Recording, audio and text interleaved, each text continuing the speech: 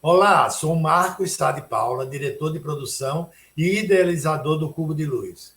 Primeiramente, gostaria de agradecer aos nossos patrocinadores, a COSERN, através do Instituto Neoenergia, e o Governo do Estado do Rio Grande do Norte, Fundação Zé Augusto, por meio da Lei Câmara Cascudo, pois sem eles esse projeto não seria possível. O projeto Cubo de Luz conta com uma exposição itinerante que percorrerá as cidades de Natal, Caicó e Mossoró, buscando difundir o trabalho de 30 artistas potiguares do segmento das artes visuais. Tudo isso de forma presencial e gratuita. E para assumir a missão de investigar, pesquisar e reunir artistas que contribuem com o cenário das artes visuais do Estado, foi convidada a pesquisadora Sânzia Pinheiro Barbosa para conceber a curadoria e que, em seguida, conversará aqui sobre esse processo. Esse encontro virtual também contará com a participação e contribuição de André Bezerra, Diego Paiva e Sofia Porto Bauschwitz, que desde já deixo aqui meus agradecimentos. Aproveitem a palestra, garanto que terá muito conteúdo relevante para esse segmento e deixo o convite para que possamos nos encontrar presencialmente durante uma visita ao Cubo de Luz.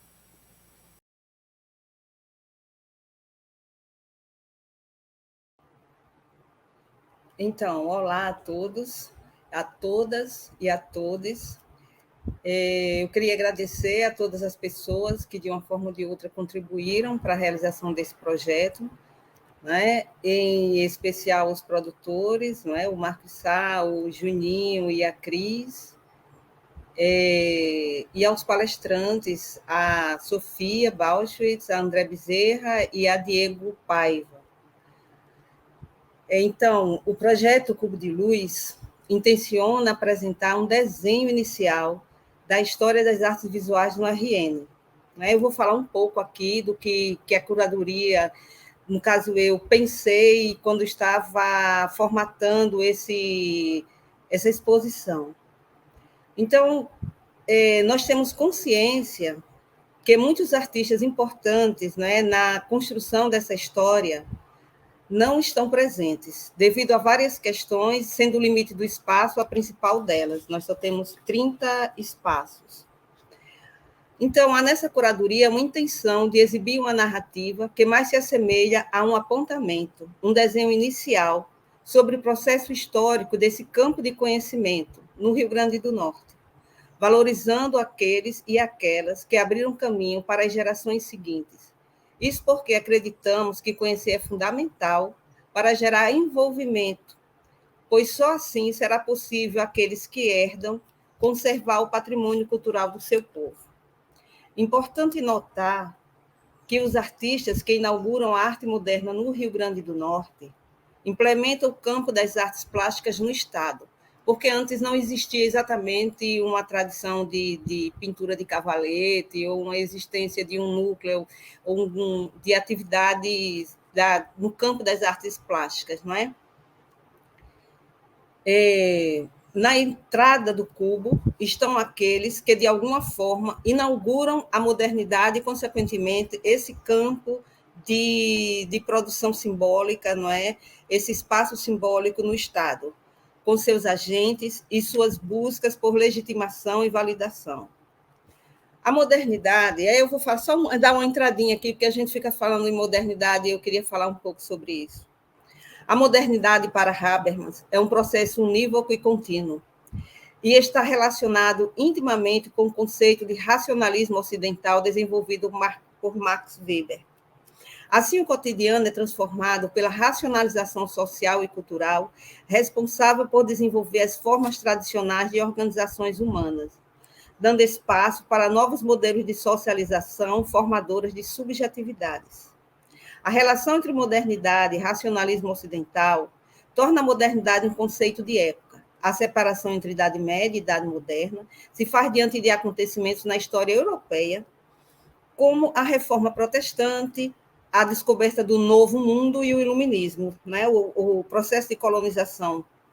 Essa separação epocal cria um novo paradigma sociopolítico e está ligada à ideia de que a modernidade é um processo natural, histórico e linear.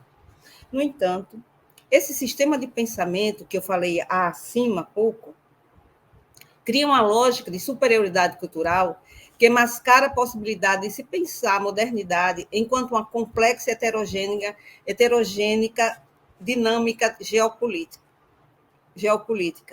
cujo lastro de sustentação é a modernização, que relaciona-se diretamente à sociedade burguesa.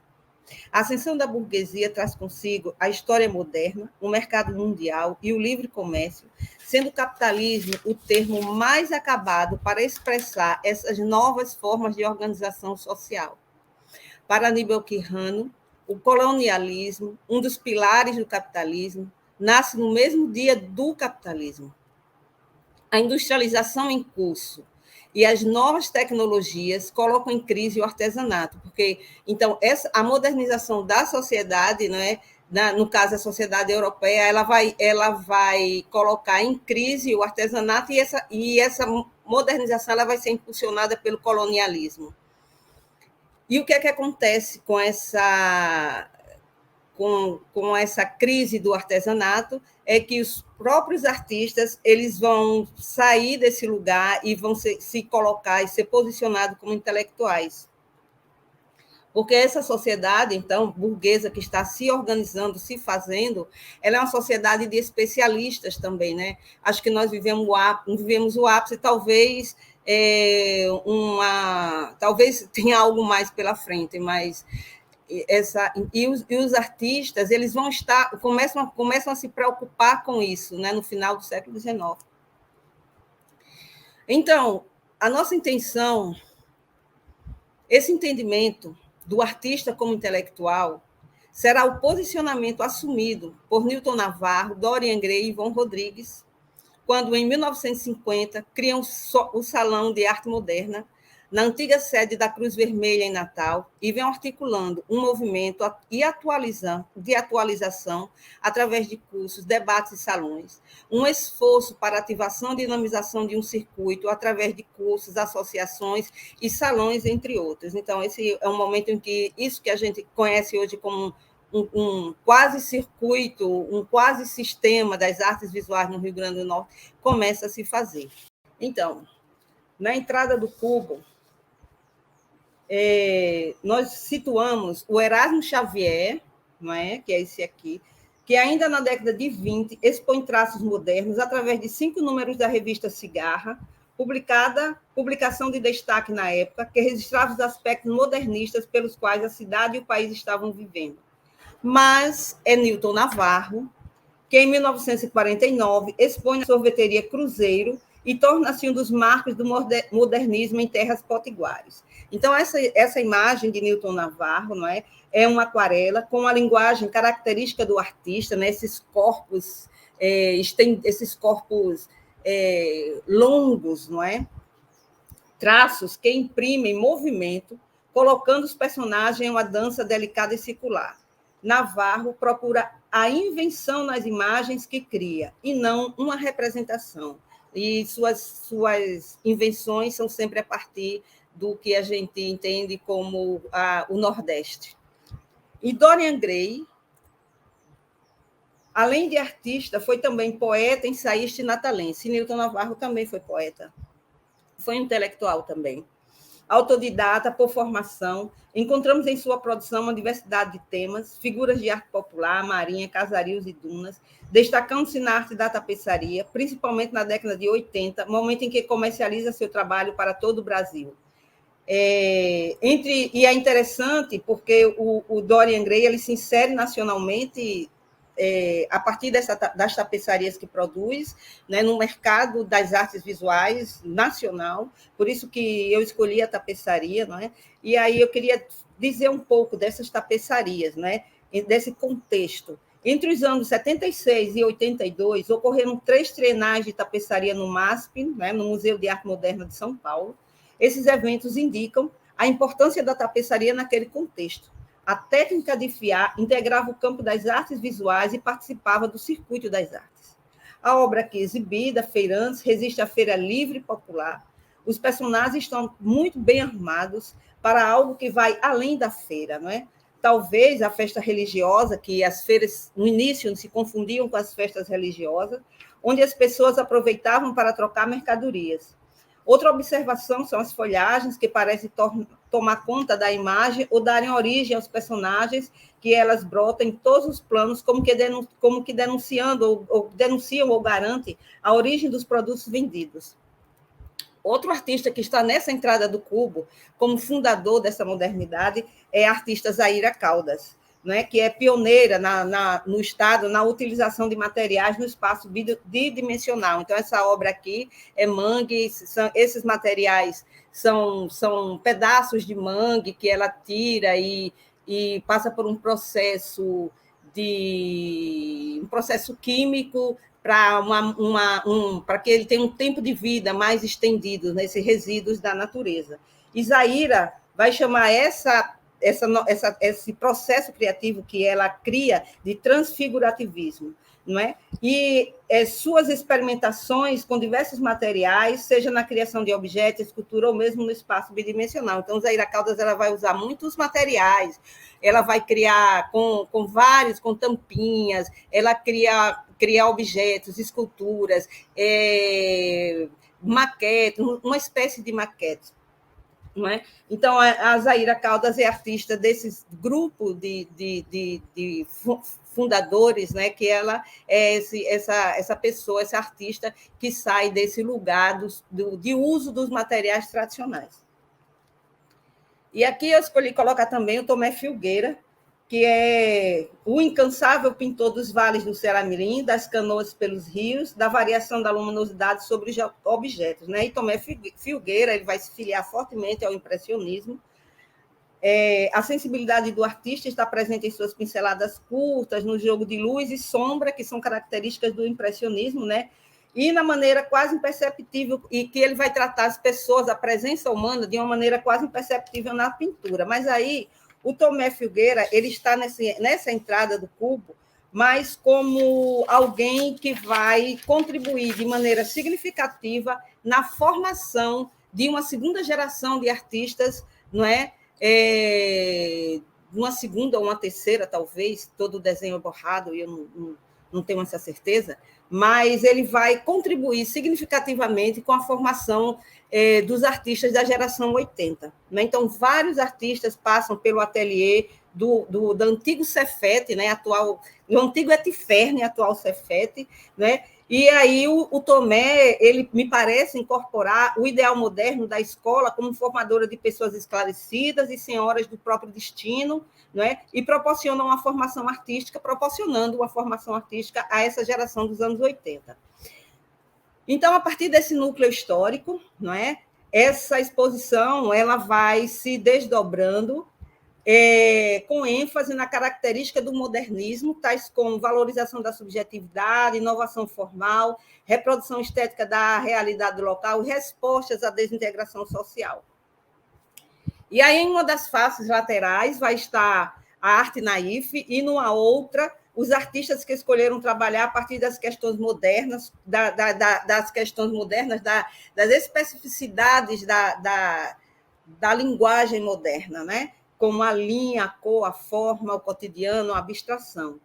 Fernando Gurgel, desculpe, Fernando Gurgel, com suas reflexões sobre a cidade, não é? O espaço urbano, e ele possui, esse artista, um rigor bem característico, né, do construtivismo e de sua própria produção, seu modus operandi.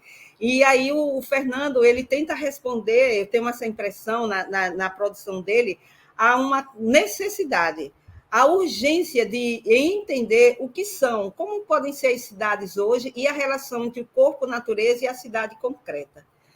Outro artista que nós trouxemos foi o Isaías Ribeiro, com a série Marcadores, que apresenta um vocabulário pictórico construído a partir dos anos 90, né, que são esses marcadores, esse vocabulário, né, são metáforas para as questões da ecologia, as questões da sexualidade, as questões comunidade, forma, pintura, planaridade, entre outros. O Ítalo Trindade é um artista que muito focado na cor, não é? Principalmente no discurso do artista. Esse é um trabalho que não é um trabalho tão popular do Ítalo Trindade, é um trabalho que ele vocês podem ver lá no no site, depois no catálogo, é um trabalho que resulta do seu processo de pintura de outras telas, porque são fundos de pratinhos descartáveis que terminam mudando de cor, né? E ele recorta esses pratinhos e constrói essas imagens. Então, o Ítalo é um pintor de forte rigor e sofisticação. Busca nas formas dos vegetais sua energia criadora. Um pesquisador paciente dos elementos formais modernos, como forma, cor, textura, ponto, linha, volume, e também a planaridade do espaço. Não é? João Natal é um artista que também, aí da geração dos anos 80, não é? E que ele lança muito mão da cultura popular como ponto de partida, né? Os alfinins, os caranguejos, jogos e brinquedos infantis. Ele lança mão de vários meios, desenho, gravura, escultura, instalações. Então, o João Natal é esse artista que está aí, que dialoga com as questões modernas, mas ele também transita na contemporânea com a arte contemporânea. Então, a paisagem seridoense, no trabalho do Adonai, é muito presente no trabalho de Adonai, que usa cores vibrantes. Adonai é um artista que nasceu, cresceu e vive em Caicó, e aí ele pinta essa paisagem do sertão, mas ele pinta essa paisagem muito linkado com essa coisa com geométrico, com abstrações, ele beira a abstração, né? Essa pintura é o ateliê que é um ateliê coletivo chamado Casa de Pedra, não é? Um ateliê que existe na construção mais antiga de Caicó. E Evana Macedo, que é uma jovem artista, e que nós estamos exibindo essa xilogravura de Evana, que ganhou, né, no 9º lugar no Prêmio IBEMA de Gravura. E aí, Evana, ela sempre transita entre a fotografia e a gravura. E aqui é uma artista de Mossoró, que é a Nora Aires, não é? Que é uma artista que exibe essa imagem de um mosaico. Ela existem vários painéis de Nora Aires na cidade de Mossoró. Esse painel ele foi executado em 2015, não é? Inspirado num comércio de um senhor chamado Senhor Firmino XIX, de Açu, e era um lugar um comércio muito excêntrico, cheio de muita coisa, não é? E onde se poderia encontrar de tudo, né? Existem muitos bordados, assim, com jarros, plantas, tem uns espelhos, né, que quando o sol batia provocava um certo efeito nas pessoas que passavam. Só que esse trabalho ele foi destruído. Foi destruído o trabalho. Que essa destruição, acho que ela fala também um pouco da nossa relação da relação que nós temos aqui com a nossa história, essa não é a primeira obra destruída, vários painéis de Newton Navarro, de as casas modernas aqui, a arquitetura moderna. Então, essa relação que nós temos meio de duna, de movência, não é? Que a duna ela se move e não é só o vento dar e ela já vai para outro lugar. Então parece que nós temos um pouco esse espírito. Então esse painel tinha 22 metros e infelizmente a arte foi executada, já falei, né? Que ela foi demolida. E aqui nós temos nesse mesmo lado nós temos essa imagem do Frederico Marcos, que é um experimento com fotografia. Ele usa lentes, não é, que aponta para imagens em movimento, e aí ele cria imagens abstratas ao tentar fotografar esse movimento e transformando essas imagens num algo que lembram as pinceladas ou algo que está em queda livre. Né? E aqui ainda nesse grupo aí, o Luiz Elson, não é, que é um artista professor da UNP e que tem uma pesquisa e uma presença na produção de histórias em quadrinhos no Rio Grande do Norte, é editor de histórias em quadrinhos, e ele faz essa série que eu acho interessantíssima, não é? Que ele realiza uma pesquisa rigorosa, como etnográfica, uma pesquisa etnográfica para entender como é que os natalenses se comportavam no evento internacional, que eram as Copas. Então, ele pega 7 edições da Copa, essa produção é de 2014, e aí ele vai construir, e aí ele constrói alguns lugares que não existem mais, como essa imagem aqui, a Praia dos Artistas, era uma praia extremamente frequentada, né, ali perto da Praia do Meio. Essa escultura ela não existe mais, e aqui ele vai botando alguma dica, né, de 82, do que contexto é esse, né? Ele faz. Aqui a gente tem o Hotel Reis Magos, que é uma grande referência, né? É um projeto de Oscar Niemeyer, que foi destruído também no Rio Grande do Norte há pouco tempo, não é? Nós não conseguimos manter, e essa presença aqui do Hotel Reis Magos. Então, e do lado oposto a esse grupo de artistas da geração 80 estão a arte naif, né, que é uma forte presença no estado do Rio Grande do Norte. Nós temos muitos artistas que produzem, né, que tem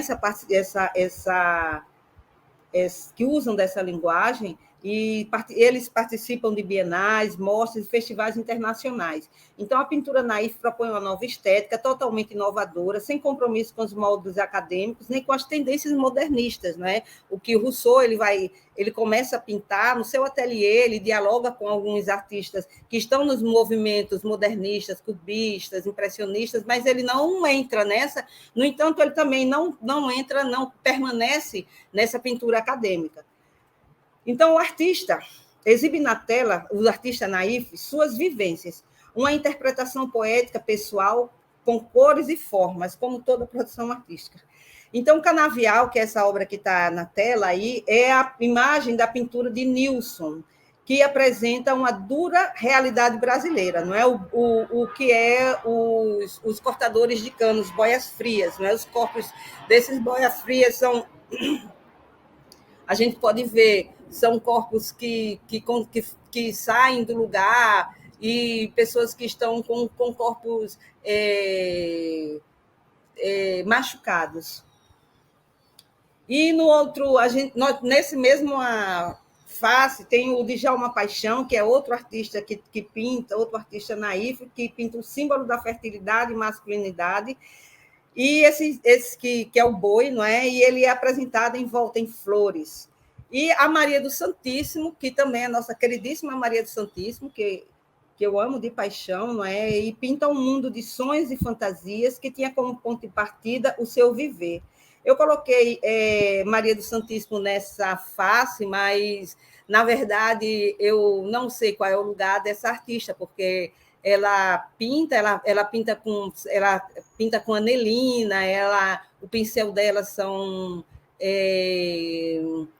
palitos de coqueiro esmagados, o papel que ela usa é cartolina, é um papel... Então, é um artista que faz uso de outros materiais que não são materiais tradicionais da modernidade, né? Eu acho que Maria do Santíssimo está muito mais para uma contemporânea, para uma pegada contemporânea, do que para mesmo uma artista naif ou moderna. Não é? Então, nessa imagem exibida, ela pinta um mundo de sonhos e fantasias que tinha como ponto de partida o seu viver. E é sempre isso, que ela vai pintando esse mundo, esses galos, essas galinhas, essas flores. Não é? E são sempre imagens delicadas, refinadas, que lembram muito os cantos, né, os jardins da sua casa. E Assis Marinho, que pinta muito esse mundo interiorano, esse processo do sofrimento, do sertanejo. E aqui nós temos o Jotó, que lança mão de um pontilhismo, que é quase impossível não reconhecer. Quase todos esses artistas, né, trazem essa característica da construção de uma linguagem própria, que é própria da modernidade. E o Jotó, além das molduras que ele inventa, e que é uma produção dele, não é? Ele tem uma linguagem muito marcada com esse pontilhismo, essa referência ao popular, mas é uma recriação também, assim como a Maria do Santíssimo, né? um imaginário, trazendo sempre essas cores frias e quentes, né? Aí, então, nessa imagem, temos as curvas que sugerem um 8 deitado, né? Então, esse 8, um quase 8, é algo que ele diz que está sempre presente nas imagens que ele constrói.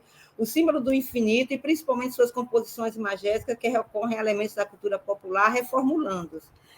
E outro que vai estar aí nesse face é o Iaperi Araújo, né? Com a temática das relíquias da tradição popular, que é algo que ele está sempre recorrendo na produção.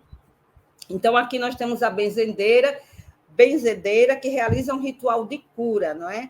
O trabalho faz referência, essa pintura, a maneira como ele organiza, faz referências, para mim, as histórias em quadrinhos, quando ele coloca o Padre Cícero no balão, e quando ele pinta essa janela, e parece uma janela também, é como essa discussão da arte moderna, da tela como janela do mundo.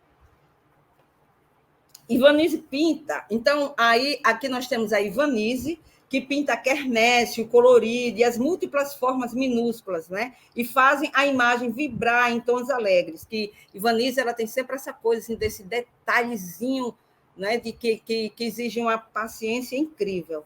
E Roberto Medeiros, que também está nesse lado, nessa face, né? Com esses artistas. Roberto Medeiros, ela desenvolve uma intensa pesquisa em termos da arte popular. E aqui nessa imagem que deriva da obra dele, Forró, ele usa cores, formas e umas cores pulsantes para construir essa imagem. E a nossa última imagem, que é uma imagem da Rosa MC, ela exibe o santo católico negro, né? Para falar, ela fala desse momento pandêmico que nós vivemos, mas ela fala também das questões da racialidade, né? Desse santo católico negro, e fala dessa equidade, né? Como condição sine qua non para a paz, o equilíbrio da terra e a felicidade de todos e de todas. Então, Rosa, Roberto, né? E Nilson e Ivanise, esses 4 artistas, né, eles estão inseridos no Circuito Nacional de Arte Naif, né, através de participação no Festival Internacional de Arte Naif de Guarabira, não é? São premiados, recebem honra ao mérito, na Bienal Naif de Sorocaba, do Sesc Sorocaba, em exposição no Museu Internacional do Canadá, no Instituto Inhotim, exposições, e no Festival de Literatura Brasileira em Paraty, que nessas últimas edições tem realizado exposições e os artistas produzem a partir de alguma obra literária. Então, na saída, nós queremos falar de um transbordamento da arte moderna, não é? Protagonizada pela vanguarda histórica dos anos 60, 70. Esse transbordamento, contaminação, ocorre tanto no modus operandi dos artistas, como nos materiais ou mesmo nas questões abordadas pelo trabalho. A persistência, então nós temos aqui o Arthur Carvalho com a pintura, não é? Que a pintura ela persiste e está abordando questões decoloniais, uma caravela eletrônica, que essa capturação o controle, não é? E a capturação dos corpos, das mentes, ela continua de outras formas. Malu Araújo, com o corpo diaspórico, não é? Onde a artista negra trata de sentimentos difusos de convivência com a branquitude, questões de pertencimento, dores e prazeres, né? Ela pinta o próprio cotidiano e a sua vivência. É a Cláudia Moreira, que, com a série Face, discorre sobre o pertencimento ancestral mediúnico da artista, que simboliza visões e sonhos com os orixás e outros seres, né? Então, ela diz que no processo criativo desse trabalho, ela se funde com os orixás. E Laísa Ferreira, que parte da ficção, não é? de temporalidades não lineares, memórias ancestrais, recriação de mundos através de fragmentos de imagens e ressignificação dessas imagens, né? São colagens analógicas e digitais, e a artista apropria-se de imagens encontradas em arquivos pessoais, em sites de busca, para a criação e reconexão de memórias, dessas memórias suas, né? O processo de repensar e de trazer à tona esse processo de decolonização da imagem, do olhar e da linguagem fotográfica.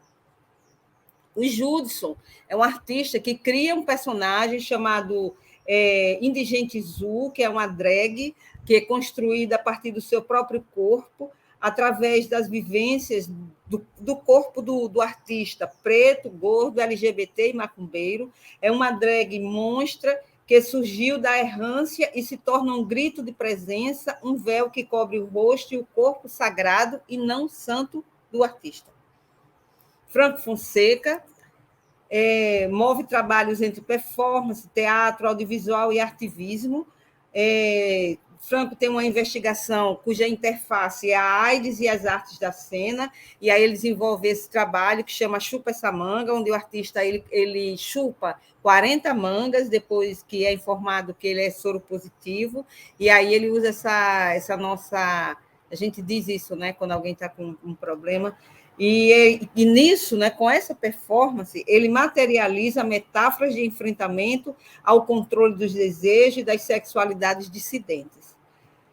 E aí, o Pinta Natalense, da Meisa Medeiros, não é, que foi uma pesquisa que ela desenvolveu como uma pesquisa acadêmica, né, do TCC, que ela fotografa jovens dos bairros das Rocas, Bom Pastor e Potengi, não é, que são periferias de Natal, e aí ela quer trazer imagens de jovens periféricos, né, diferente daquelas estigmatizadas pela mídia.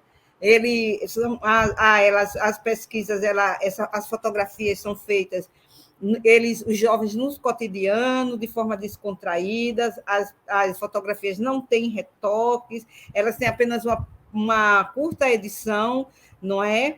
Para enfatizar as cores, e não pensa muito em questões de enquadramentos ou regras da fotografia tradicional. Então, nós acreditamos com esse trabalho, com o projeto Cubo de Luz, que é um pequeno recorte, né? Como eu disse no início, são apenas 30 artistas, é um pequeno recorte da força poética da produção artística do Rio Grande do Norte. Né? Apesar das ausências das políticas públicas, mas os artistas eles conseguem, existe uma potência criativa enorme. E desejamos que os corpos que se colocarem diante das imagens exibidas no Cubo de Luz possam criar relações entre as obras, possam criar relações com as suas próprias experiências de vida e possam vivenciar experiências sensíveis, potencializadas a partir das relações que cada um, com certeza, vai estabelecer. Não é? E que arte, nós acreditamos que arte, vida e produção de sentido como potência para o pensar e agir. E assim nós desejamos que, como um desejo, que todos possam criar e se sentir potencializado ao visitar o Cubo de Luz. Obrigada. Continuando a nossa conversa, né? Nós chamamos o Diego Paiva, que é doutor em artes visuais, em História e Crítica de Arte, pela Escola de Belas Artes da Universidade Federal do Rio de Janeiro, graduado e mestre em História pelo UFRN, foi professor substituto de História da Arte no Departamento de Arte da UFRN entre 2017 e 2019, do curso livre de História das Artes Visuais do Ateliê do Núcleo de Arte e do Núcleo de Cultura da UFRN, do NAC, né? É autor dos livros Um Espelho em Construção, O Índio na Crônica de Jean Delary, e pelo Sebo Vermelho, a publicação em 2008, e Para Além da Moldura, o julgamento de Frei Miguelinho e a construção de uma memória republicana, entre 2009 e 2019, não é essa pesquisa? Foi publicado pela editora da UFRN em 2018, e coautor do Catálogo do Patrimônio Artístico e Cultural da UFRN, também uma publicação da editora da universidade. E tem um projeto de extensão, do qual participou como coordenador adjunto, integrante do grupo de pesquisa Modos, que História da Arte, Modos de Ver, Exibir e Compreender atualmente Desculpe, gente.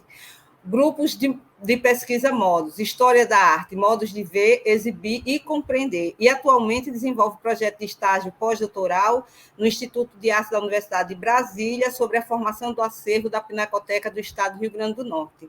Diego Paiva vai desenvolver o título da sua fala, é Cubo de Luz, Faces da Arte Moderna no RN e além. E aí, com você, Diego. Obrigado, Sânzia. Eu vou já começar compartilhando aqui minha tela. Bom, deixa eu colocar aqui. Bom, olá a todos. Mais uma vez, obrigado, Sânzia. Eu vou seguir aqui o meu roteiro, tá? Para ficar dentro do tempo. Antes de qualquer coisa, eu quero parabenizar e agradecer a produção do Cubo de Luz, em especial, né, a curadora, a Sânzia, pelo convite, dizer que eu estou muito feliz de estar aqui hoje. É um prazer enorme. Bom, a ideia mais geral dessa minha fala é pensar junto com vocês a partir do percurso visual que o Cubo nos coloca, sobre a história das artes visuais no Estado, sobre seus contornos, o que invariavelmente implica pensar também seus limites. Trazendo ao final, tá, só ao final da fala, alguns apontamentos iniciais sobre a pesquisa que eu estou iniciando, sobre a formação de acervos e coleções no Estado. E essa proposta, né, como a Sânzia colocou, está sob o título de Cubo de Luz, Faces da Arte Moderna no RN e além. Bom, partindo dessa intenção de pensar junto, diante do Cubo de Luz, das obras que ali nos confrontam e da proposta curatorial de construir, assim como está no catálogo, um apontamento sobre o processo histórico desse campo de conhecimento, para mim se colocam 2 pontos. Primeiro, a predominância da experiência /narrativa moderna nessas escolhas, né, seus contornos e limites. Segundo, relações possíveis que a gente pode apontar com a formação de acervos e coleções públicas e privadas no Estado. Falo aqui em contornos e limites porque, ao nos colocarmos a tarefa de falar sobre a história das artes visuais no Rio Grande do Norte, a experiência moderna é praticamente incontornável. Porque é, de fato, né, como a Sânzia muito bem colocou nessa apresentação inicial, é a experiência moderna que cria um campo das artes no Estado. Ao mesmo tempo, e aqui a gente tem o privilégio desse olhar curatorial, né, crítico experiente, é necessário apontar os limites e apontar a possibilidade de outros caminhos para além dessa experiência, dessa narrativa. O segundo ponto, como eu falei, são as relações com a formação de acervos e coleções. E aqui, bom, de certa forma, esses contornos e limites, eles vão estar expressos, né, a gente vai poder começar a identificar isso na formação desses acervos e coleções. Antes de tudo, e eu queria já que vocês prestassem atenção nisso, nas 2 primeiras faces desse cubo, todas as obras, elas advêm de coleções públicas e privadas. Esse é, portanto, o nosso roteiro. Para começar, e pensando numa das coisas que eu acho mais interessantes nesse tipo de projeto, que é uma coisa que a gente precisa muito, que é pensar na formação de público, eu queria fazer só alguns apontamentos sobre o que a gente entende por arte moderna, tá? Sânzia deu a contribuição dela, eu gostaria de dar a minha brevemente. Antes de tudo, o que é que a gente pode entender por arte moderna? A arte moderna ela pode ser entendida como um movimento que surge na Europa, entre os séculos XIX e XX, estruturado em 2 aspectos críticos. O primeiro, em relação à arte e ao sistema de arte até então instituído, né, que a gente entende como tradição ocidental. O segundo, referente ao próprio ato, ao próprio fazer arte, no sentido de pensar arte como linguagem, ou seja, pensar como os elementos da arte, como o vocabulário da arte, como os recursos da arte comunicam por si mesmos. O que eu quero dizer com arte e sistema de arte instituídos até então, né, na tradição europeia. Quando a gente fala dessa arte da tradição, a gente está falando de uma arte que tinha a função, antes de tudo, de contar histórias. Estava baseada essencialmente no desenho, no estudo da perspectiva,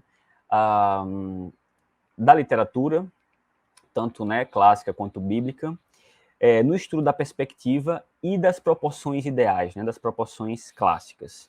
O sistema da arte instituído era um sistema que se estruturava a partir de vários elementos, desde a formação dos artistas nas escolas de belas artes, na Academia de Belas Artes, onde eles aprendiam toda essa tradição, quer dizer, aprendiam toda a teoria e toda a prática, né, relacionada a esse tipo de produção em arte, até chegar às exposições, né, que eram os salões da academia. Então havia todo um sistema que regia a produção do que a gente entende por arte, ou passa a entender por arte, a partir do Renascimento no Ocidente, tá?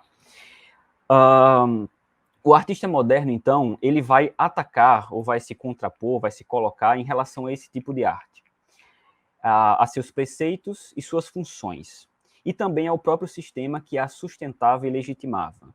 Vai fazer, o artista moderno vai fazer exposições fora da academia, vai defender uma formação independente e vai trazer outros valores, como livre expressão, como autenticidade, até como pureza. O artista passa a ser alguém que produz a partir de determinadas questões pessoais, sociais, e que explora as possibilidades do seu meio de expressão. Em relação à pintura, a gente está falando da capacidade da forma e da cor, mais uma vez, de comunicarem por si mesmas, tá? Então, a gente começa a entender a arte moderna por aí. No Brasil, essa influência passa a ser sentida nas primeiras décadas do século XX, sofrendo, claro, adaptações tanto na forma quanto nos temas. Por exemplo, quando a gente pensa em obras, né, como a do Di Cavalcanti e da Tarsila do Amaral, a gente percebe que esses artistas beberam na fonte desses movimentos da Europa, mas fundiram essa linguagem com uma temática de cor local, dentro de um sentimento de brasilidade. E aí eu acrescentei esse terceiro ponto nesses aspectos críticos. Aqui importava construir uma identidade nacional. Então, a arte estava a esse serviço, né, sobretudo em seus temas. Entre as décadas de 40 e de 50, na região Nordeste, ou pelo menos na região que a partir da década de 20 passa a ser chamada de Nordeste, a gente vai observar o que o professor Vicente Vitoriano chama de manifestações tardias do modernismo. E aí que vai ter seu lugar privilegiado no Recife, né, com obras de vários artistas, entre eles um artista que participou daquela geração de 20, da modernista de 20, que foi o Vicente do Rego Monteiro. E aqui, o que é que a gente tem? A gente tem uma produção que articula esse vocabulário formal moderno. Agora há uma ideia, a construção de uma identidade regional nordestina. Então a gente vai ter a constituição de uma série de tipos e vai ter uma série de temas e de paisagens privilegiados que vão construir essa ideia de Nordeste. Vinculado, inclusive, enfim, a todo um universo que também envolve a literatura, o Graciliano Ramos, a Raquel de Queiroz, o Câmara Cascudo por aqui, né? E aí que a gente chega, isso tudo é para começar a falar do cubo, tá? A gente chega na nossa primeira face do cubo, porque a gente chega na experiência aqui do Rio Grande do Norte. Como a Sanja bem colocou, o modernismo chega aqui na década de 40 com o Newton Navarro, depois que ele passa uma temporada no Recife, convivendo com a obra desses artistas modernos por lá. E em 48 ele faz o que seria a primeira exposição de arte moderna em Natal. A partir de então, ele vai orientar sua obra para a temática regionalista. Folguedos, vaqueiros, pescadores, futebol, serão os temas principais daquele que afirmava ser, entre aspas, o Nordeste, a sua temática. Em 50, juntamente com o Ivon Rodrigues e o Dorian Gray Caldas, ele promove o segundo Salão de Arte Moderna. E a partir de então, a figura do Dorian, que começa pela abstração, também como Navarro na primeira, mas depois assume essa temática regional, vai se afirmar ao lado do Navarro como referência da arte moderna. A grande questão aqui, eu vou estar sempre tentando pensar no peso, na predominância desse tipo de produção, tá? A partir da década de 50 em diante, ambos vão realizar uma série de ações, né? Talvez a primeira delas significativa seja, além de exposições coletivas individuais, de terem participado como julgadores num concurso no qual surge a segunda geração de artistas modernistas, né, ou a segunda geração de arte moderna no Estado, representados aqui nessa primeira face vou passar só por algumas obras, tá? A Sandra já fez esse percurso já mais detido, representados aqui pela obra do Tomé Filgueira, né, que é alguém que funde essa linguagem impressionista, sobretudo essas pinceladas curtas, à temática das ribeiras do Potengi, do Vale do Ceará-Mirim, dos canaviais, dos engenhos, das antigas fazendas. E aí, mais uma vez, o ponto importante aqui é que, a partir de 50, Navarro e Dorian vão empreender uma verdadeira campanha pela aceitação da arte moderna. E vai ser a partir da obra, mas, sobretudo, dessas iniciativas e dessa atuação, da atuação desses dois artistas, que vamos ter uma instalação, como a gente já falou, né, de um sistema que vai envolver ensino, como o exemplo da Escolinha de Arte Cândido Portinari, produção, né, vão produzir muito, sobretudo Dorian, divulgação, né, promoção, nos salões, concursos e exposições, tanto coletivas como individuais, e na comercialização, tanto pelo poder público, governo do Estado, Banderne, quanto pelo poder privado, e aqui eu cito a Federação do Comércio, e também por colecionadores particulares, com uma consequência forte na formação, mais uma vez, desses acervos e coleções.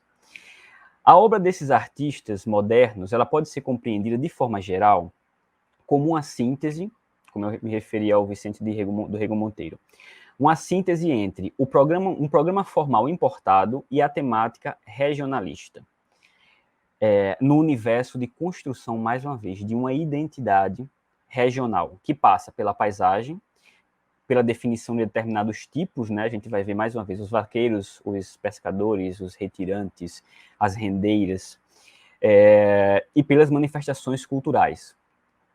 Dentro de um contexto aí antropológico do folclore, né? O cascudo faz parte desse universo de produção desses artistas.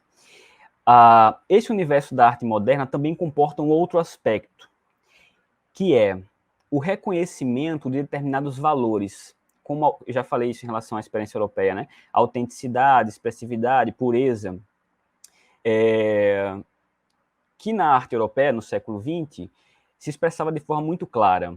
Então, por exemplo, os artistas modernos, eles vão voltar os seus olhos para a produção de culturas não europeias, né, que eles vão entender como primitivas, porque, segundo eles, e aí a partir do estudo que eu fiz no começo, vocês vão entender, essa produção não europeia primitiva não teria passado por todo o aprendizado da tradição, por isso seria mais original, mais expressiva, mais autêntica. Não só as culturas primitivas, como também os autodidatas e a produção, inclusive, das crianças. É nesse universo que se descobre, e a Sanji até já citou, e celebra o trabalho de Henri Rousseau, que não tinha formação acadêmica e foi reconhecido pelos artistas modernos. Inclusive, o Picasso colecionou muito Rousseau. No Brasil, temos a valorização da produção dos artistas coloniais, como é o caso do Aleijadinho, né? Esses artesãos, falei artistas, né? Esses artesãos vão ser elevados à categoria de artistas pela dinâmica moderna, né? Pelo universo moderno. E no Nordeste vamos ter a valorização do que vai se entender por arte popular e naif. E aí a gente entra na segunda fase do cubo, que nos traz um conjunto de obras que pode ser compreendida dentro desse universo, digamos, de herança dessa tradição modernista, né? São obras que gravitam a esfera moderna, como no caso do Assis Marinho, né, cuja obra de traço livre e expressivo retrata pescadores, né, os tipos, né, pescadores, feirantes e pessoas humildes do litoral e do sertão. A obra do Iaperi Araújo, também já citada pela Sânzia, e aqui eu chamo a atenção mais para esses planos de cor e para essa temática, né, essa temática da cultura popular, do imaginário popular religioso. Nesse mesmo universo, inclusive o Iaperi talvez tenha sido o maior promotor, né, da Maria do Santíssimo, é ele que estimula ela a produzir, acho na década de 60, ele é o responsável pela doação de um número substancial de obras à Pinacoteca, ele escreveu livros, enfim, levou ela para várias exposições, então ela se insere, acredito, nesse universo também, na medida em que o que ela produz passa a ser valorizado a partir desse olhar moderno, e a partir desses valores que eu falei, que eu me referi. Essas obras, então, são representativas de todo esse universo da arte moderna que tem tanto peso na arte do Estado que se expressa, obviamente, mais uma vez, vou ficar me repetindo, no colecionismo, na formação desses acervos. Atentemos para o dado indicado nas legendas, que eu já falei isso antes, né? Todas as obras advêm de coleções públicas e privadas. Esse cenário, ele começa a mudar, e aí talvez é o momento em que se coloca... se a Sanzia, como curadora, ela não tinha como escapar de determinadas escolhas, né, nesses outros 2 painéis, acho que aqui ela começa a se colocar e é onde entra esse olhar mais afiado. A coisa começa a mudar quando se coloca essa geração que passa, a maioria deles, né, a produzir a partir da década de 80, e que avança sobre outras paragens, né, trazendo a influência de outros meios, fundindo outros meios expressivos e explorando outras temáticas e materiais, como é o caso do Ítalo Trindade, como a Sanzia muito bem colocou, um investigador da cor, né, que traz nessa obra um registro do seu processo criativo, né, ao se valer desses pedaços, né, desses fragmentos de pratos descartáveis que eram utilizados por ele para misturar as tintas, né, para produzir as tintas. Ou do Frederico Moraes, que integrou, inclusive, o movimento do poema Processo aqui no Estado, e que se dedica ao cinema experimental abstrato e à fotografia abstrata, como é o caso desse trabalho, feito a partir de lentes, né, apontadas para imagem de televisão, que, segundo o próprio, né, cria uma pintura abstrata não feita com pincel, mas produzida com luz. Né? Então, a gente tem já um avanço dentro desses contornos, talvez nesses limites desse universo moderno. A partir dessa geração, estou pensando sempre no percurso visual, né, que o Cubo nos coloca. A partir dessa geração, avançamos pela seleção de exemplos da produção contemporânea. E aqui a gente se coloca diante de um universo completamente distinto. Não se trata mais de explorar as possibilidades de um único meio de expressão ou de contribuir para a construção, né, ou constituição de uma identidade regional. Temos aqui outros suportes, outros meios expressivos, inclusive um registro de performance, né, outras questões e identidades outras.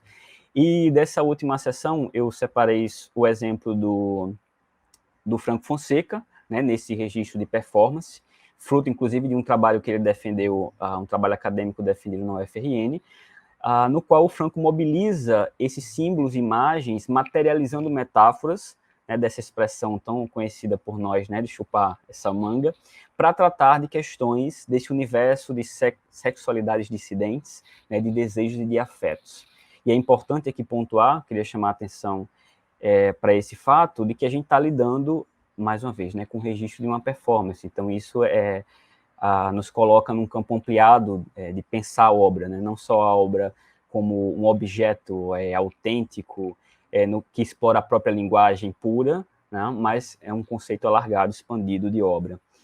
E o segundo exemplo é o da Laísa Ferreira, aqui com um dos trabalhos dela, que traz esse processo de construção de colagens que foram expostas no projeto Janelas, lá na Rua do Mercado, no Rio de Janeiro, e que vão construindo outras possibilidades de ver a partir da sobreposição de imagens de solos, cosmos, ervas e plantas. Juntamente com essas figuras, né, que ela recolhe em arquivos, né, são memórias de arquivo, buscando possibilidades de linguagem a partir de novas possibilidades de ver, né, de olhar. É claro que, ou é provável, na verdade, é provável que essas obras dessa última sessão causem algum estranhamento no público em geral, né, no público mais leigo. Mas, como eu costumo falar nas aulas de História da Arte, toda obra ela é um universo complexo. Né? E o que isso implica? Isso implica que a obra de arte ela exige da gente um esforço. Né? Um esforço no sentido de compreensão. Claro que ela pode nos afetar de cara, né? Mas essa afetação ela é superficial em alguma medida. Né? Ou ela afeta porque ela demanda esse esforço. E isso não tem a ver com produção contemporânea ou produção tradicional. Né? Toda obra exige um esforço de compreensão para que, de alguma forma, ela possa nos modificar, enfim, ou nos fazer ver de outra forma. E aqui eu entro, só pontualmente, espero estar dentro do meu tempo, no segundo ponto que eu coloquei no começo dessa fala, que é da relação dessa produção com a formação de acervos e coleções no Estado. Na verdade, eu queria só colocar alguns dados iniciais, né? Quando a gente observa o acervo geral do governo do Estado, fica muito clara a predominância, antes de tudo, dessas duas figuras, do Dorian e do Navarro. Eu coloquei aqui 66 trabalhos inventariados do Dorian e 40 do Navarro, numa lista de artistas que, em geral, tem 1 ou 2 trabalhos, nenhum chegando nem perto de 20 trabalhos. Dentro do acervo da Pinacoteca, que faz parte, né, do Museu Pinacoteca do Estado, que faz parte do acervo geral do Estado, a coleção do Banderne, do extinto Banderne, né, do Banco do Estado, ela é absurdamente expressiva da presença desses trabalhos. Quando a gente observa esses acervos, e a época de formação, que em geral é a década de 70 e 80, a gente vê a predominância desses artistas, e ao redor dele a gente vê esse outro universo de trabalhos que dialogam ou que falam dessa tradição da arte moderna. Como acervo privado, eu coloquei o da Federação do Comércio, né, do Sesc-Senac, esse é um inventário entre 65 e 95, mas fica muito claro para vocês que num total de 113 trabalhos e 11 artistas, o Dorian tem 44 trabalhos e o Navarro tem 43. Né? Isso aqui entre desenhos, pinturas, tapeçaria e até objetos tridimensionais. E por fim, na verdade, pensei nisso recentemente, eu lembrei disso, porque não é uma coisa que ainda foi estudada, o acervo de decoração administrativa da UFRN. O campus ele é construído na década de 70, né, e a sua decoração administrativa é marcada fortemente pela presença desses artistas e, mais uma vez, desse universo. Então, o que a gente tem é a força desse sistema, desse campo que foi criado, se expressando na formação de acervos. E a falta e a necessidade, talvez, ou certamente, né, da gente pensar em espaços, né, em circuitos que tornem visível uma produção mais contemporânea, ou que traga questões contemporâneas, e também pensar, eu espero, na formação de acervo de arte contemporânea em breve. Concluindo a minha fala, ao fim desse percurso, acredito que o grande mérito do Cubo é mesmo no sentido da formação de um público, e a lição é a de que se faz necessário compreender esses caminhos da arte moderna no Estado, em suas mais diversas expressões, para que possamos superá-lo no sentido de pensar o nosso tempo, né, as nossas questões, e de construir outras possibilidades de ver e de ser no mundo. Era isso. Obrigado. Obrigado, Diego. Maravilha. E agora nós vamos ouvir o André Bezerra, não é? André Luiz Rodrigues Bezerra, não é? Mestre em Arte da Performance pelo Programa de Pós-Graduação em Arte Cênica da Universidade Federal do Rio Grande do Norte, graduado em teatro pela mesma instituição, é professor de artes do Instituto Federal de Educação, Ciência e Tecnologia do Rio Grande do Norte, né, o Cefet, no campus de Lages. Sua pesquisa tem como foco a arte da performance brasileira contemporânea e sua produção em circuitos independentes de colaboração e coletividade. André desenvolve ainda trabalhos relacionados aos tópicos de arte contemporânea, processo criativo e educação e tecnologias. E aí a gente vai ouvir a fala de André, que tem por título Ontologias e Éticas entre o Modernismo e o Contemporâneo. Oi, André. Seja bem-vindo, querido. Oi, Sanzia, muito obrigado pela introdução, pela fala. Vou iniciando aqui, então, meu diálogo com vocês.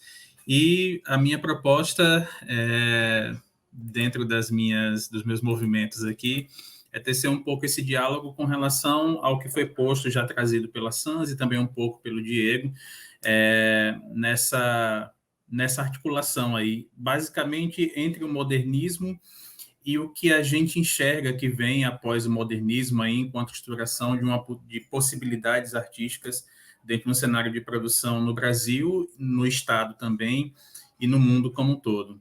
Então, dentro de um cenário amplo, a gente tem, vou recobrar aqui um pouco do que os colegas falaram também, dentro de um cenário amplo, a gente tem a glorificação do modernismo no Brasil, né, como um processo que ele perpassa todo o século XX.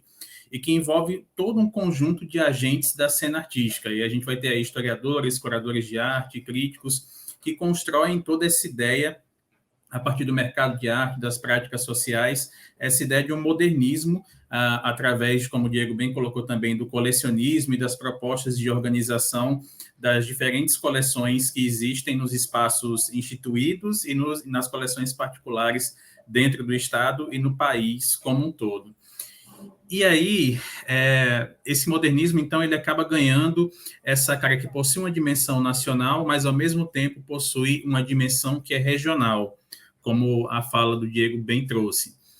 E, basicamente, em termos de ampla divisão, eu gosto de perceber essa estruturação do modernismo em 3 grandes fluxos. A gente tem um fluxo ali da primeira metade do século XX, que é um fluxo, basicamente, de uma construção dessa ideia de arte moderna no país, basicamente ainda muito centrada nos movimentos e nas composições que nascem dentro de uma perspectiva histórica, hoje muito revisada e muito criticada, mas uma perspectiva histórica centrada ali na região de São Paulo, na região sudeste como um todo.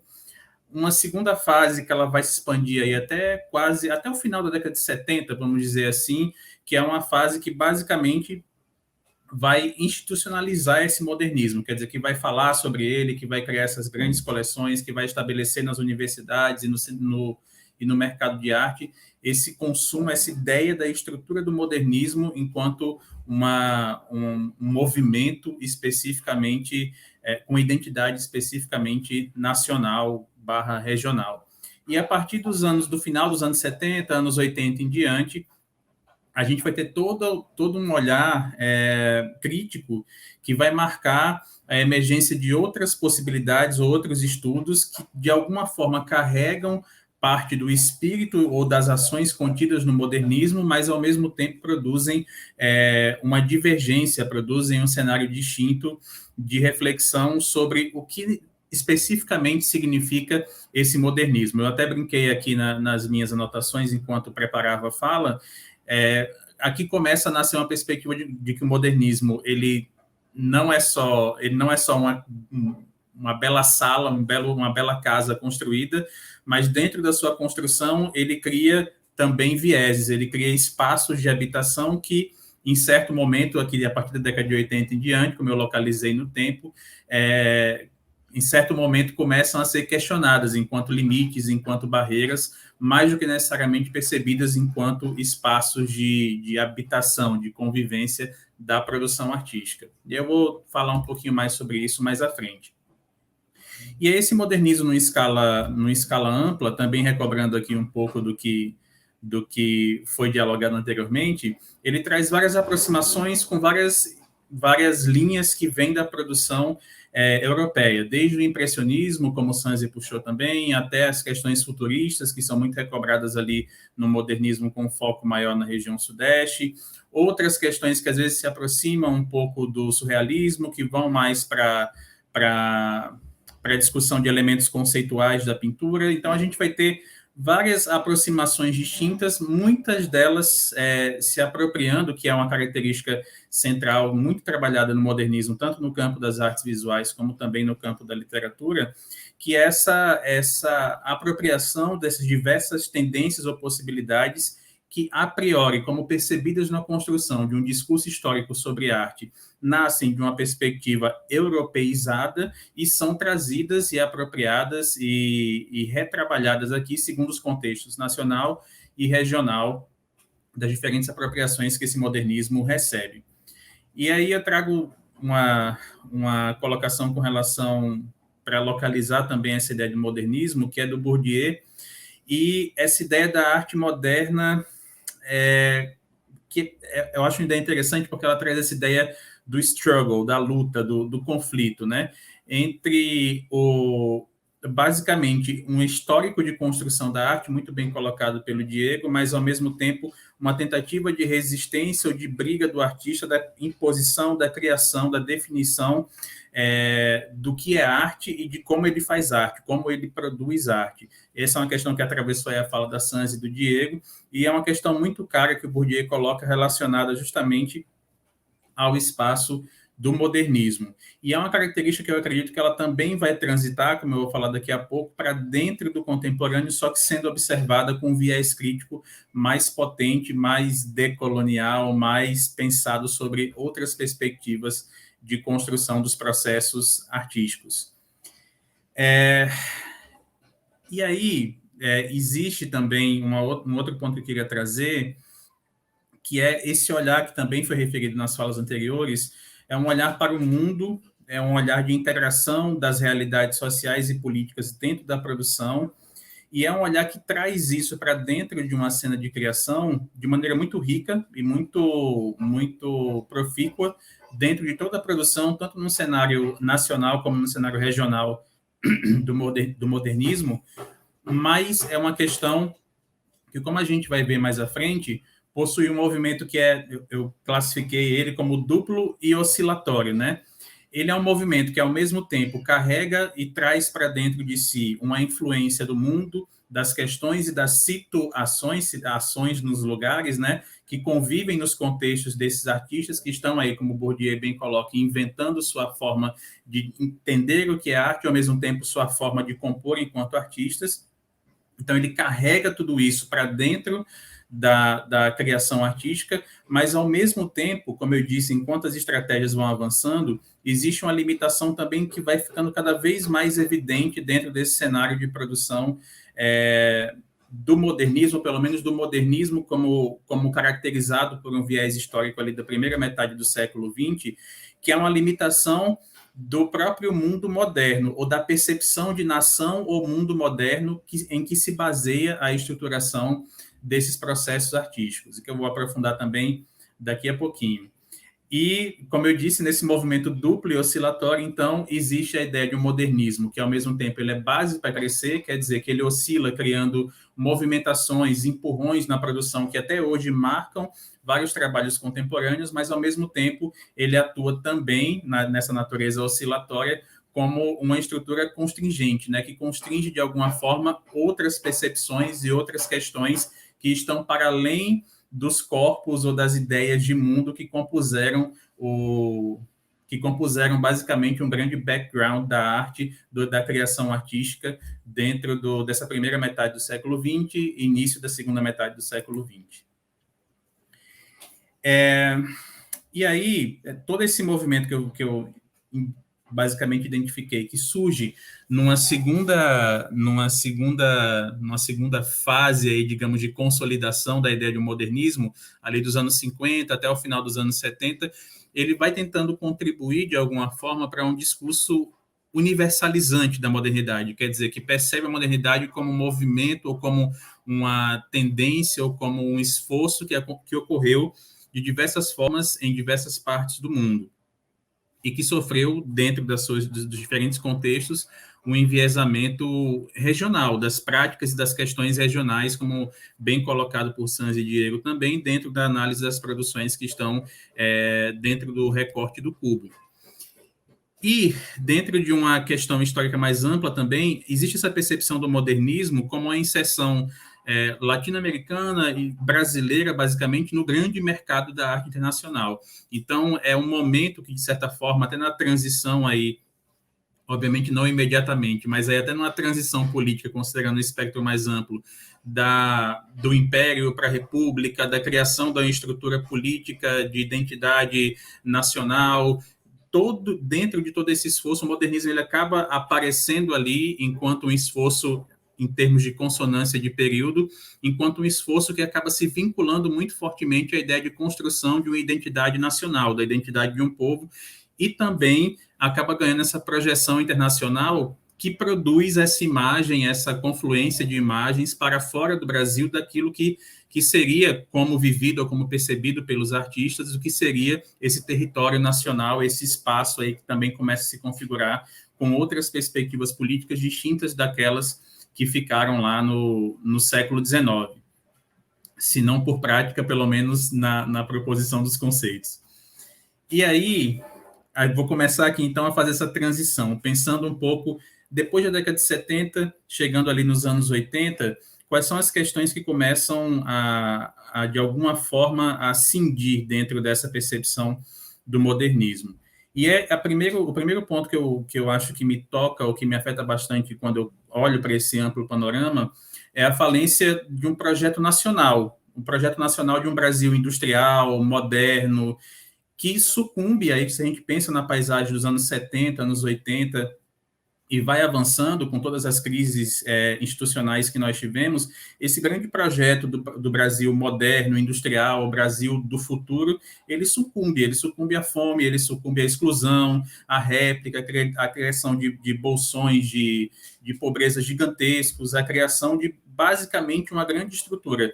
Se a gente pensa ali no final dos anos 70, anos 80, uma grande estrutura de repressão política, de controle social e cultural, uma grande questão de desigualdade social, vide aí, como já citado, a fome, a exclusão dos principais serviços de saúde e outras questões que, basicamente, desenham ou criam num panorama urbano e num panorama nacional amplo essa ideia de uma grande falência desse projeto nacional de um Brasil moderno, um Brasil, como eu costumo brincar, um Brasil para fintechs, né? Um Brasil diferente, que seria essa que teria essa mega percepção industrial, que teria crescido aquilo que o Estado Novo gostaria, que teria se transformado naquele projeto que Juscelino havia imaginado. Todo esse projeto, esse imaginário do Brasil, ele vai colapsando e colapsando também junto de um esforço de tentar, de alguma forma, ali nos anos 80, marcadamente, também superar a ferida profunda que a ditadura deixa dentro dessa trajetória. E, nesse esforço, né, a gente tem, ao mesmo tempo que aquela natureza contraditória que eu falei, a permanência de várias questões que o modernismo traz e que artistas modernistas que, de alguma forma, continuam a trabalhar nos seus ateliês e formar gerações futuras, transferem e deixam e marcam dentro dos novos artistas que vão surgindo e vão criando essa cena que a gente vai chamar de contemporânea, mas, ao mesmo tempo, você tem uma reverberação contrária, que é uma reverberação no sentido de um distanciamento desse projeto, dessa ideia de uma modernidade que era industrial, que era capital, como a Sânzia bem colocou, que era capitalista, um distanciamento desse projeto de modernidade para pensar outras questões e pensar essas outras questões a partir de outras vozes e outros corpos, não necessariamente inclusos nesse cânone ou nessa percepção ampliada que a gente tem de uma produção moderna, aí marcadamente da primeira metade do século XX. E aqui eu vou trazer uma galera da confusão aqui para trabalhar uma questão que eu acho bem interessante. Primeiro eu vou puxar, pensando aqui nos trabalhos que a gente tem dentro do Cubo de Luz, sobretudo na quarta face do Cubo de Luz, o trabalho do Franco, como já citado, e outros trabalhos como o da Malu, o do Arthur Carvalho, o trabalho do Judson, eles trazem muito, da Laísa também, eles trazem muito fortemente justamente as questões que Sanzi também já pontuou, questões relacionadas à decolonialidade, à pretitude, a outras possibilidades de vivência do corpo, de percepção do corpo e efetivamente de lugares de fala da produção artística, porque é diferente o lugar de fala que, obviamente, um artista homem, branco, de classe média, observando o mundo ao seu redor e retratando a realidade da comunidade, da favela X, é diferente esse olhar exteriorizado e um olhar que eu vou chamar aqui de um olhar performativo do sujeito que traz essas questões do seu corpo, da sua experiência e coloca essas questões dentro de um movimento performativo de reinvenção da função da criação, da poética da criação, a partir de discursos que não estão contemplados na fundação ontológica dessa ideia de modernidade. Então, eu chamo aqui primeiro um pouco o Frantz Fanon para conversar com essa ideia, que ele vai discutir justamente esse princípio, esse termo da não-ontologia, né? Que sugere basicamente uma percepção negativa do ser, porque dentro da percepção de um real fenomenal, a realidade é essa, as paisagens, o que a gente vê, é isso que está colocado, como o Frantz Fanon bem coloca, existe uma perspectiva não ontológica, quer dizer, na reflexão da base de como se estruturam essas questões do nosso mundo e o nosso próprio vocabulário para lidar com esse mundo, existem questões basilares, questões iniciais do corpo preto, do corpo trans, do corpo gordo, de outros corpos que estão colocados fora desse discurso geral dessa realidade formada e formatada, e que, de alguma forma, não fazem parte do processo de ontologia, quer dizer, da nossa percepção e da nossa capacidade de entender sobre a natureza daqueles fenômenos que estão colocados no mundo. Então, desde sua base, nossa compreensão e leitura, esses discursos, de alguma forma, eles são colocados fora desse espaço. E aí, uma questão que é muito interessante também, que é do Chris Warren, que ele vai trazer também para uma discussão a respeito dessa reflexão sobre o corpo queer e o corpo preto dentro da criação, dentro dos processos de criação artística, é que o humano, a ideia de humanidade ou de humanismo, é um espaço é um repositório de práticas e tecnologias violentas que se cristalizaram ao longo do tempo. E aí, o impulso ético que a gente tem muitas vezes no esforço integrador, num esforço mais modernista de integração, de trazer a realidade para dentro, é de alguma forma um esforço ético como é que eu posso colocar? De alguma forma, um esforço ético de arrancar do humano essa violência histórica. Então, mostrar, sem de alguma forma trazer para o centro dessa discussão e para a origem do discurso as violências que estão encarnadas nessas formas de colocação imagéticas e discursivas sobre o mundo. Então, a proposição que vai vir aí pelo que o Warren vai fazer, justamente pensando a ideia de não ontologia do Frantz Fanon, é um pouco nesse sentido de que, ora, esses corpos que trazem essas marcas do preconceito, essas marcas históricas vivenciadas pelos corpos dos seus familiares, esses corpos que criam e pensam a si mesmos dentro desse cenário de criação, contemporâneo especificamente, eles estão justamente entendendo e trazendo à tona a ideia de que essas violências elas são partes constitutivas de um discurso, elas não podem ser apagadas e elas são trazidas à tona nas colagens e nas performances que a gente tem aí nessa, como eu chamei, nessa quarta face do cubo. E aí, a gente vai ter dentro desse campo de discussão uma ideia de que todos os discursos éticos organizados em torno da eliminação do sofrimento, das experiências de liberdade, eles estão, de alguma forma, embrincados numa anti-eticidade. Quer dizer, quando a gente pensa numa ética de reflexão sobre uma identidade nacional, a própria ideia de identidade é uma ideia totalizadora, é uma ideia de somas, de confluência. A gente acaba perdendo nesse processo ético de um ideal de integração, que é um ideal eminentemente moderno, a própria ideia das diásporas, das disparidades, das diferenças que são fundantes, que estão lá nessa não ontologia, quer dizer, na não contemplação, na não consideração das experiências de violência e de outros processos históricos que esses corpos trazem e que não confluem, não criam a paisagem ou dentro do campo artístico ou dentro da ideia de conhecimento e produção de conhecimento no mundo, que não existem dentro dessa paisagem mainstream, a paisagem da normalidade, do dito normal e das éticas integradoras. Então, um grande salto que vai haver aí com relação entre modernidade e contemporaneidade, que é muito carregado e vem muito bem nessa quarta face do cubo, são essas questões que eu chamo as questões das não ontologias, né, daquilo que não está contemplado, não está pensado ou colocado, que está invisibilizado, ou como a Peggy Phelan bem coloca, está unmarked, não marcado, dentro de uma produção cultural que vem em construção por todo o século XX.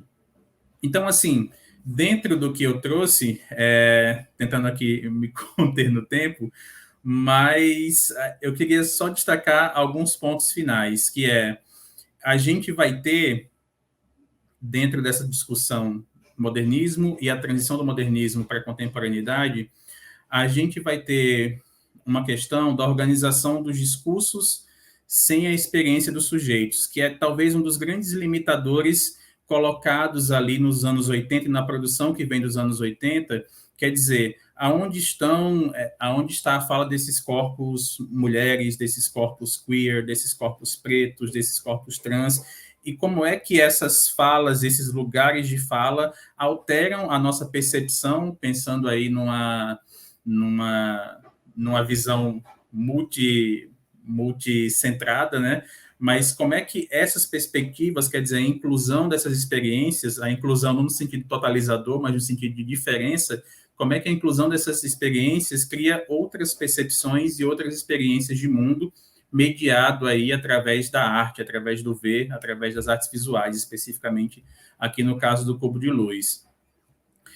A gente tem, então, dentro desse conflito, dentro dessa percepção de transição da modernidade para o contemporâneo,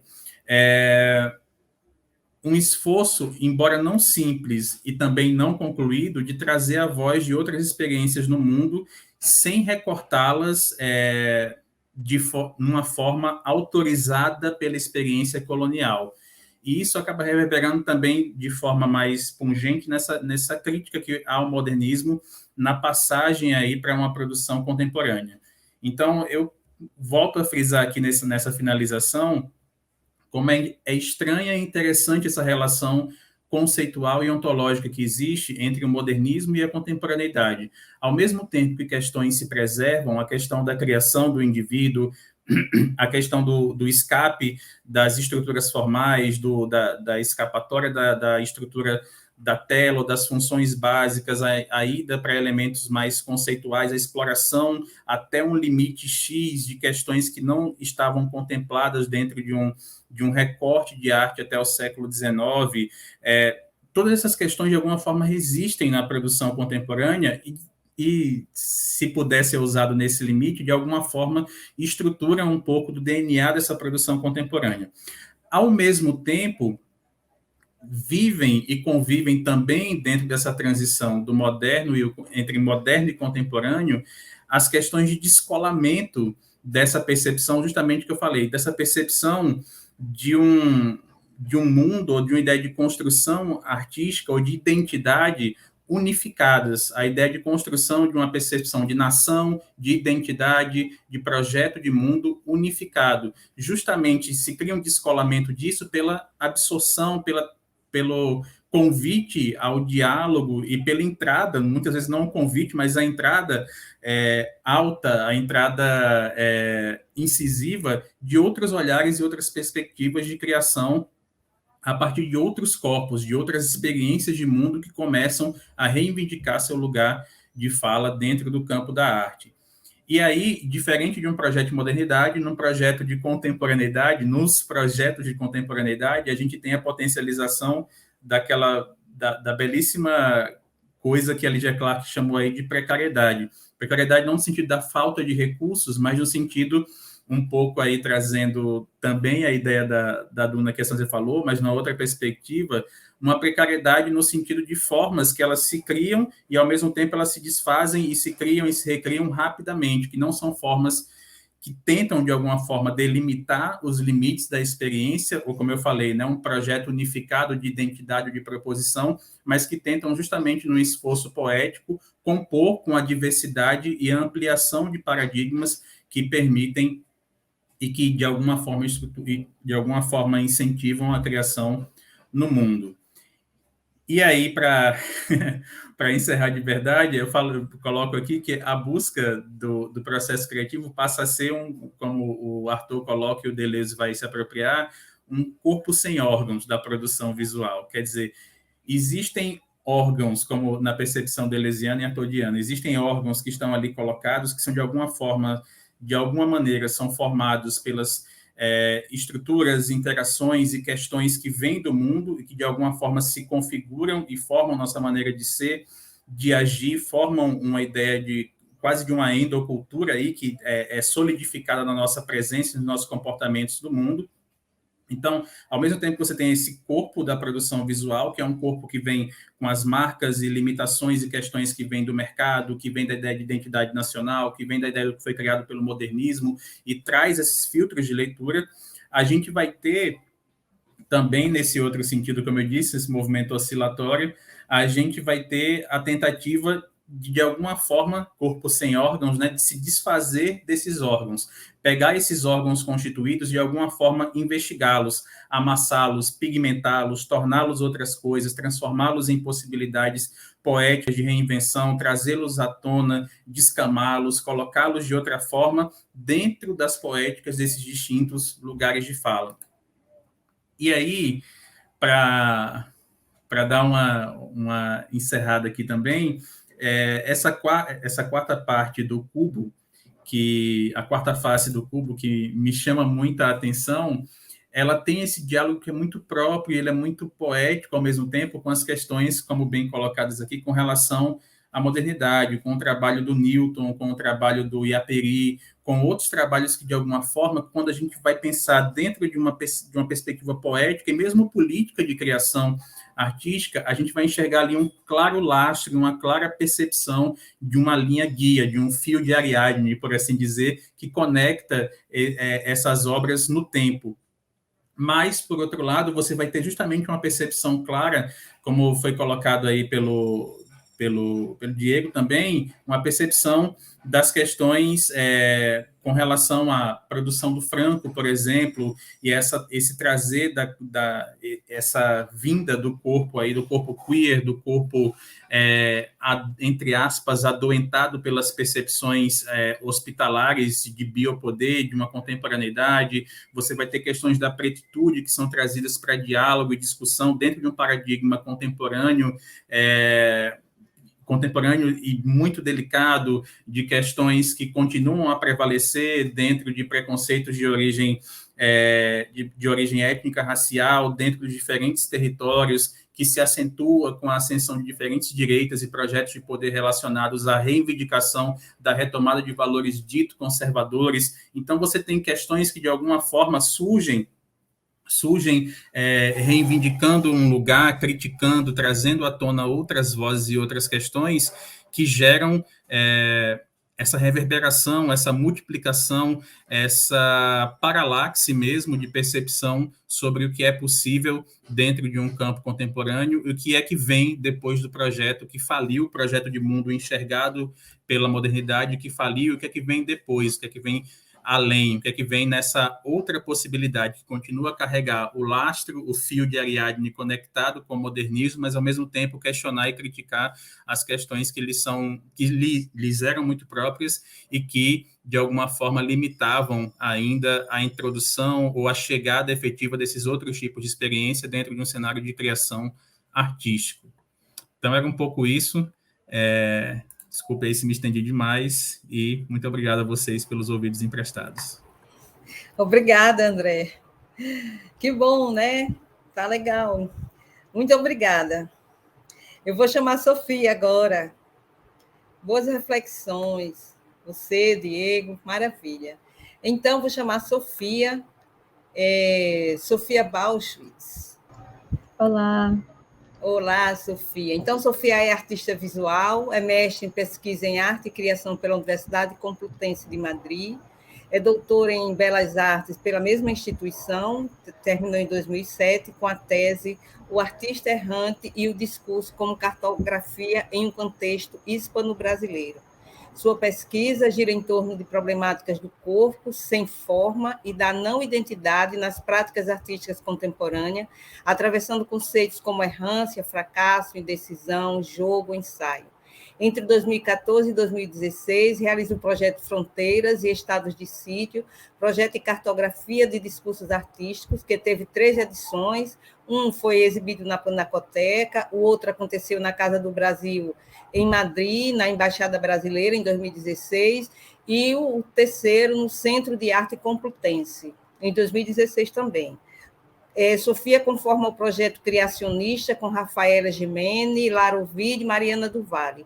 E o Labesca, Laboratório de Estudos Caminhatórios, junto a Rafaela Gimene. É colaboradora do Bole de 1050 e seu trabalho visita discursos e meios e formatos, tentando tocar questões de memória e autoficções e poéticas do espaço e do corpo, os territórios sutis, as entradas e saídas dos corpos, os caminhos, os espaços entre e paisagem.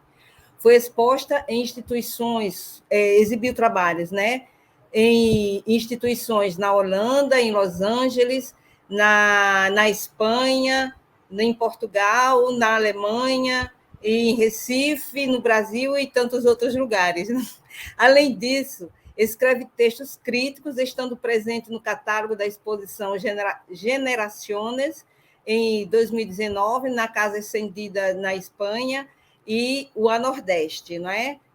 Que foi em 2018, não lembro quando foi a Nordeste, mas foi uma exposição muito potente, que aconteceu no Sesc de Maio, em São Paulo, e atua como professora na UFRN, como substituta, e na Universidade Federal de Pelotas, em 2020. Então, Sofia traz a discussão com o título, a fala de Sofia tem um título Errância, o espaço entre da arte contemporânea. É com você, querida. Obrigada, Sância. Eu vou ler, porque eu não tenho essa capacidade de... Né, que os meninos tiveram, Diego e André, ótimas falas. Então, me desculpem, eu vou ler, mas espero que assim eu consiga transmitir um pouco o que eu quero dizer sobre errância. Então, se qualquer coisa me avisem, eu vou ficar aqui olhando o meu documento. E se vocês quiserem vir também aqui para a tela, tudo bem, eu prefiro, inclusive. Então, vamos. É bastante usual na teoria de arte e nos estudos culturais utilizar metáforas para se pensar as diferentes estratégias artísticas da contemporaneidade. Nesse processo, muitas dessas imagens acabam comparando o artista com algo que ele não é, como, por exemplo, o artista etnógrafo, o artista historiador, o artista arquivista, etc. Parece que o artista está sempre à procura de métodos, palavras e formas pertencentes a outros campos do conhecimento, usando máscaras, assumindo estratégias e mudando de pele quando solicitado pelo próprio processo artístico dentro do mundo da arte. Isso é válido para a contemporaneidade e para todo o desenvolvimento da arte moderna, que foi disruptivo e tateante ao mesmo tempo. A figura do artista errante, que me cabe aqui, foi o que eu pesquisei durante o doutorado, me serve de metáfora para um grupo de indivíduos espalhados pelo mundo, além fronteiras, que tiveram que aprender a criar dentro de parâmetros pós-modernos que exigem disposicionamentos constantes perante condições precárias e precarizantes. Contra o sentimento atual de derrota e impotência, a única arma à disposição de muitos artistas é a insistência em seus próprios ritmos e caminhos. Ao realizar seu próprio discurso, buscando e encontrando suas próprias palavras, o artista errante estaria, ao mesmo tempo, vivenciando a experiência do trânsito e mapeando. Esse ethos cartográfico do errante, que opta por assumir múltiplos espaços e formas, seria o dispositivo para testar a resistência ao paradigma capitalista contemporâneo da hiperflexibilidade. A antropóloga Ai Wang pensa essa lógica da flexibilidade não como um movimento do capitalismo, mas como sua própria condição. Diz ela, na lógica cultural da acumulação capitalista, viagem e deslocamento induzem os sujeitos a responderem de forma fluida e oportunista às mudanças nas condições econômicas e políticas. Em sua aspiração de acumular capital e prestígio social na arena global, os sujeitos enfatizam e são regulados por práticas que favorecem a flexibilidade, mobilidade e reposicionamento em relação aos mercados, governos e regimes culturais. Aqueles que trabalham criativamente, esses precários que criam e produzem cultura, são sujeitos que podem ser facilmente explorados, visto que suportam permanentemente tais condições de vida e de trabalho, pois acreditam na própria liberdade e autonomia, devido às suas fantasias de realização. No contexto neoliberal, os artistas são exploráveis na medida em que o Estado sempre os apresenta como figuras modelo. Para romper com essa ideia de cidadania flexível e as suas personalidades servis, seria necessário aceitar, por fim, que o sistema está dentro de nós e que falar de fora do mundo da arte não é uma política possível. O combate à flexibilidade forçada é possível se confiarmos no conhecimento crítico gerado a partir de novas epistemologias, contaminadas pelas ruas e libertas das convenções acadêmicas. Ser artista errante não é, em definitiva, assumir para si essa personalidade flexível. Pelo contrário, é demorar-se em cada câmbio, aceitar as vibrações por menores que estas sejam. Ainda sobre essa precariedade, devo dizer que se me fiz artista errante foi graças a ela, a mestra em criação de outras possibilidades, planos Bs e Cs, improvistos feitos com um corpo que se vira para encontrar uma forma coerente para defender. E como eu, imagino que muitos dos meus contemporâneos artistas também tenham aprendido da mesma professora. Só fui até onde fui porque a precariedade e a indecisão me ensinaram coisas muito importantes. Como artista, me senti levada a tentar todo tipo de coisa, fugindo insistentemente da especialização. Não ser especialista em nada me parece ser a maior arma que temos contra o sistema. Não todos os artistas podem dizer isso, claro. Sem dúvida, os meninos formados nas melhores academias de arte de Londres não podem dizer o mesmo, embora tentem se apropriar dessa nossa verdade. Pois a precariedade, como conceito, é rica e significante. Ela, de alguma forma, consegue agregar valor a certos discursos imperantes. O projeto Cubo de Luz iniciou uma bela caminhada que não deixa de ter caráter cartográfico. Não no sentido de apresentar novos territórios, artistas que não conhecemos, mas antes por iniciar um processo de legitimação de um conjunto de fazeres que se apresentam como iguais, mesmo que diferentes, resultantes de um mesmo processo moderno que se repete ao longo dos anos. De que distância estamos falando realmente entre Erasmo Xavier e Arthur Carvalho, por exemplo? Vemos, se atentamos, a mesma paisagem habitada por máquinas novas e antigas, navios e aviões que invadem territórios. O discurso crítico em Arthur Carvalho é talvez mais panfletário, mesmo que tente se afastar do cartaz. É eficiente como uma charge, a composição nos mostra os personagens e os mecanismos de alienação e controle que conformam a nossa sociedade. Ainda em começo de carreira, desperta curiosidade de saber que caminhos percorrerá, se conseguirá inventar distopias ou utopias que mostrem o lado menos óbvio das coisas. Utopias como a de Louis Elson já pintou e que são, nem tanto, memórias reais de um Natal que já existiu. Para Borges, narrar os espaços conquistados como forma de participar de sua história é a ferramenta que a humanidade sempre teve à disposição para pensar e mapear o mundo. O mapa, pensado a partir de suas qualidades mágicas, nos permite compreender que, independentemente do lugar que representa em sua superfície, seja esta superfície um papel ou a tela de um computador, guarda consigo a ideia de um guia. O mapa faz ver caminhos e lugares. Indiferentemente do que espera o portador do mapa, este sempre leva a algum lugar, seja real, lugar de memória ou lugar fictício. Com o mapa, você sempre chega a algum lugar, e o projeto Cubo de Luz aponta caminhos que levam a vários lugares. Imagino que esta primeira edição não tenha sido fácil. Pensem que difícil é essa tarefa de contar a história da arte de um território como o nosso, que, como mencionou Sanzia antes, muda de lugar com o vento.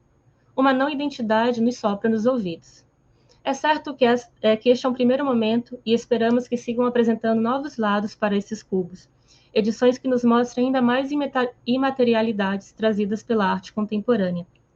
Mais artistas que produzem, apesar da precariedade que se manifesta de muitas maneiras nesta terra. Se preciso deixar uma pergunta, deixo as seguintes. Quem ainda não está no mapa? Quem deve se repetir e por quais motivos?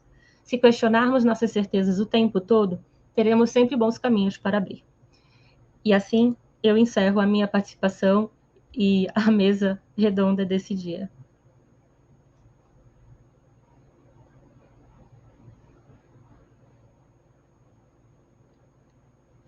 Não estou ouvindo, Sanzia. Obrigada, Sofia. Meu microfone estava desligado. Pronto. Maravilha, gente, que bacana. Eu quero agradecer a todos vocês, não é? A André, que não está aqui, ao Diego, a Sofia, foram contribuições assim, bem significativas, né? Acho que a gente conseguiu expandir mais ainda o cubo de luz, expandir esse cubo branco, não é? Literalmente o cubo branco, o itinerante, que vai andar por esse estado. Eu espero que essas reflexões ela reverberem nas pessoas que assistam e que tenham desdobramentos tanto no ensino quanto nas práticas artísticas. Foi muito bacana. Muito obrigada. Obrigado, Sanzia. Obrigada a você, Sanzia, pelo convite.